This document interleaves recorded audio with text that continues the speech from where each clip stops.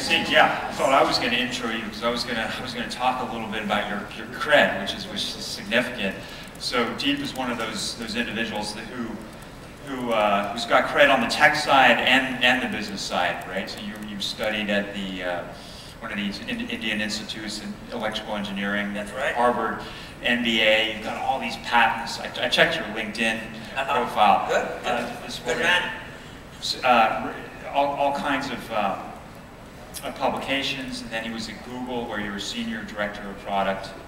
You were at Aardvark back when that was okay. So you were an investor, excuse me. Yes. And now you're senior vice president of product and user experience at LinkedIn. And I was told by LinkedIn that actually there's no one more senior than you, except for Jeff Weiner, right? Yes. So, yes. Minor details. My boss, the CEO of the company.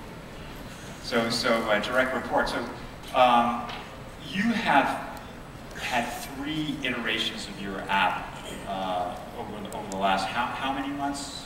I would say about 21 months or so, 21 to 24 months. And so that's pretty rapid. One thing that we've had in terms of conversation over the last couple of days is about the constraints. And we had a dinner, a really interesting dinner with some folks last night where we had Mercedes-Benz and we had an airline company and various other folks talking about the constraints of development. Right? So they're on one side of the spectrum, where sometimes it can take 7 years for them to plan out a car. So there's constraints on the mobile, on connectivity that they're working on. You're on this side where you can iterate almost instantly. So what are the constraints on mobile development now? How much planning do you do when you decide to do an iteration? I mean, so 3 iterations sounds like a lot, but maybe it isn't over 21 months. Can you talk about the constraints and how you plan it at LinkedIn? Sure. I think one of the things to remember is, mobile development is like nothing else that any of us have ever done in our life. What worked 2 years ago doesn't work today, and that's why you have to constantly, reinvent yourself and innovate. And if you make changes, say once every 18 months, you're just keeping pace with the pack. If you do it 6 to 8 months like we've done, that's how you start beginning to get to the front of the pack. So that's pretty critical in how you do it. And that's what we've done. And one of the ways you do that now is you have to make mobile an integral part of how you think as a company. So, I've had the blessed experience of being in mobile since 2005. So I started Google's mobile group with me and 1.5 engineers back in 2005, and we were the mobile team at Google. And clearly it grew over a period of time. But today you can't do that in a company when you have a material percentage of your user base coming and using your mobile products. So at LinkedIn, for example, 30% of our weekly user base activity is on mobile devices. You have to make mobile an integral part of every product and engineer's life, and that's what we have tried to instill in the company. I find that really interesting because, again, that's another conversation about whether mobile is a separate channel or whether it's part of a seamless presentation from a company or a service now. I was checking out LinkedIn again in various forms in my hotel room this morning and here, and what I found is that I'm finding the mobile version more easily understood now. Right? So when I looked at Deep Bashar on my mobile, got these nice black, bold separations between your patents, your publications, your education, your jobs, your investments. And it's almost as though I was getting lost on the desktop because the bold separations were actually just tabs, and there was a lot of text. And it was like, where am I on the page? So you guys have flipped, and would you agree that you're mobile first? I would say that we are simultaneous, right? There is no such, I think when people say be mobile first or web first, we are sort of missing 1/2 of the population and 1/2 of the opportunity. What you talked about is really the opportunity side of mobile.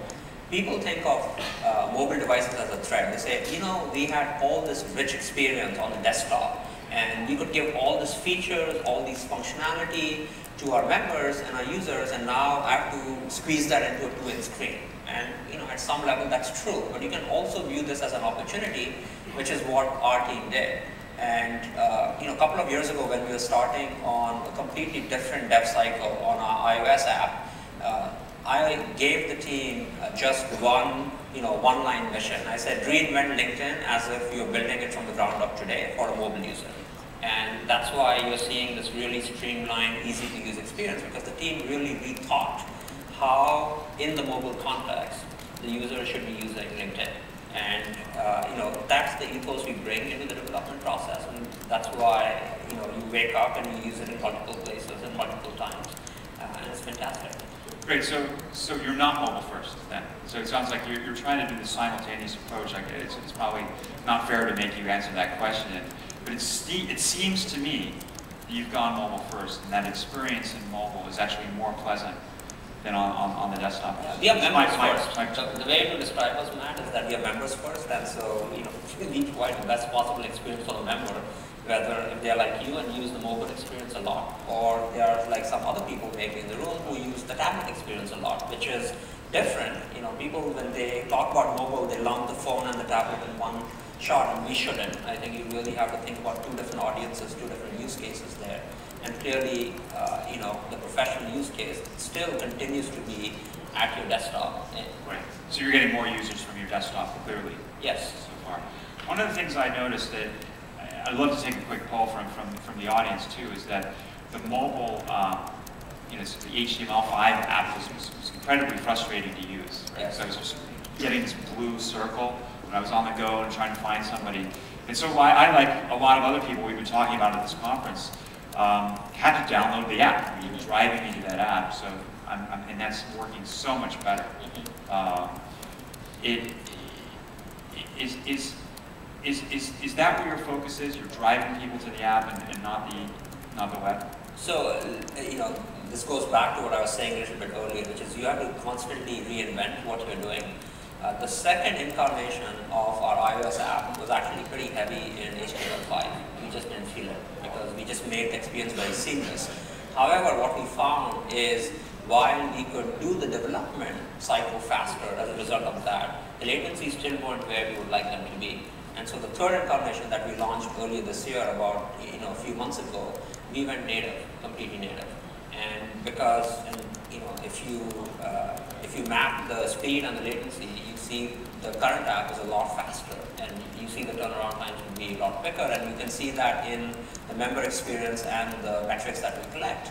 So we did HTML5 too, within native in order to do something, and a year and a half ago that was cutting edge.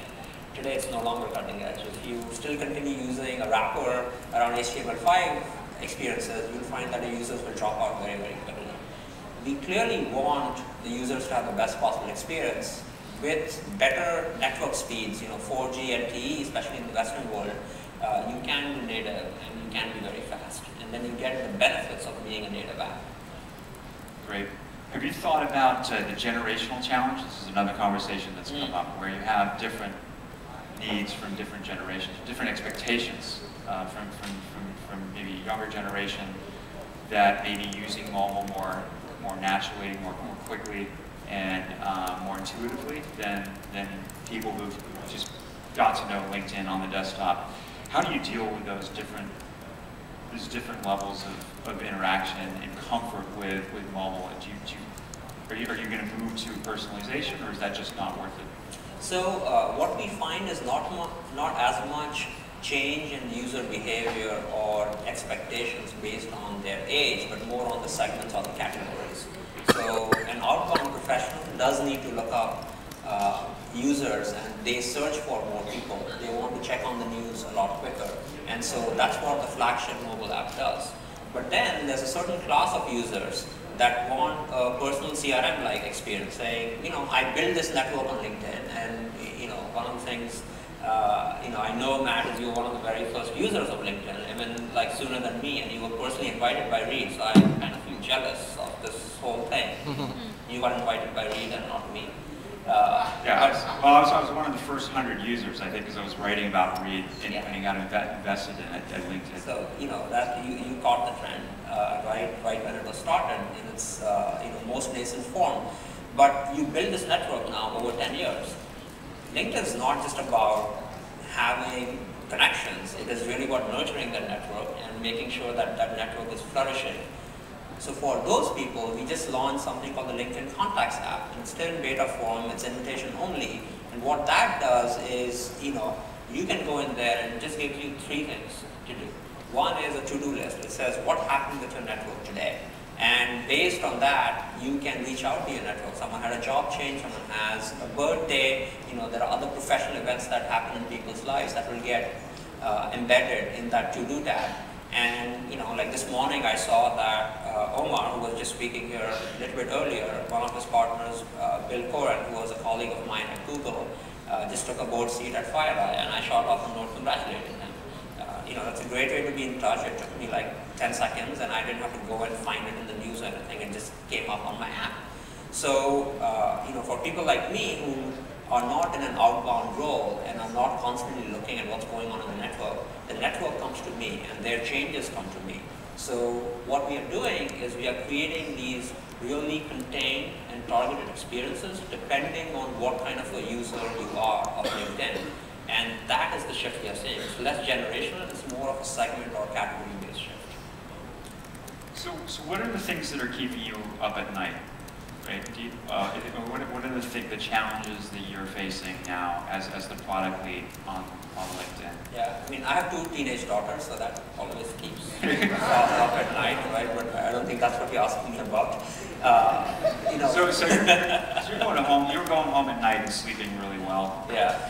And I mean, you're just kicking ass, and is everything fine as it is?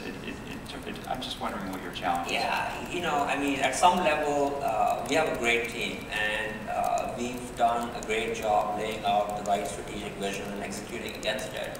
On the other hand, there are always 2 people and their dog. Don't ask me why there's a dog. There's always a dog with 2 people in their garage, and they are working on the next new thing, the next big thing. And we want to make sure that we stay as hungry as those entrepreneurs as a company. And so that's the passion, that's the culture that I and the rest of my colleagues on my team, we try to instill in the entire company and say, we are at the beginning of what we could be doing. We have over 225 million members on LinkedIn, but the number of people who work for a living in this world is over 1 billion. We have a long way to go. We have to bring them all on the LinkedIn fold. We have to get them to economic opportunity. And that's the mission, that's the vision for the company. And I want to make sure that we are the ones who help these professionals realize their professional dreams. Wow, so we've just blown through the time. I could just talk forever. We got so much to talk about. But we just want to make sure we open this to questions. Is there anyone who has a question for Deep of LinkedIn and what they're doing? I wanted to ask you, is there? I don't see anything here. The lights are heavy. In terms of acquisitions, I think you guys have been making some acquisitions, if I'm not mistaken. What are you acquiring, and what are you looking to acquire right now? There's a lot of entrepreneurs in the audience building things. You talked about two guys and 2 people in the garage with a dog. Yeah. So our acquisition strategy is very focused, and it has to fit in well with the company strategy and the product strategy. So I'll give an example of over the last 2 years, we made 2 reasonably large acquisitions. The most recent one was Pulse, which is a mobile news reader. It's the number 2 mobile news reader out there. And then about a year or so ago, we acquired SlideShare, which is number 1 in its category. And both fit within our content strategy. One of the things we haven't talked about is content consumption on mobile, both on the iPad and on mobile devices, is actually pretty high. And content is a big part of a professional success. When we have the information, the knowledge, the insights we need to do our jobs better every day, we are more successful at what we do. And that really, that thesis is behind the acquisition that we did of SlideShare, which is a large repository of professional content. It gets tens of millions of uniques coming and visiting the site every month. And then Pulse, which brings third-party curated content right at your fingertips in a very easy, award-winning UX way. So that's the basis. Those are the theses behind the acquisitions that we make. Great, cool. Okay, so it looks like we've got 6 seconds left, so Okay. I'm going to leave it at that. Thank you very much, Dick. Thank you, Join Matt. us. It's great being here.